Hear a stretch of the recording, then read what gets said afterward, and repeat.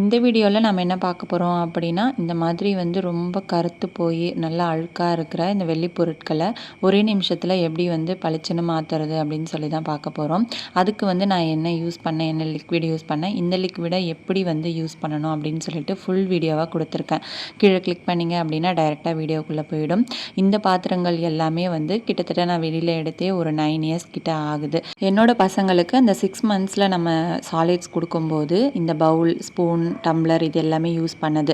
First food வந்து அவங்களுக்கு இதில் தான் கொடுத்துருந்தேன். அதுக்கப்புறமா இதை எடுத்து நான் உள்ளே வச்சது தான். ஒரு 3 மந்த்ஸ்க்கு முன்னாடி இது எல்லாமே பார்க்கும்போது ரொம்ப கருப்பாக இருந்துச்சு. ஸோ ஆன்லைனில் சர்ச் பண்ணும்போது இந்த லிக்விட் எனக்கு வந்து கண்ணில் பட்டுது.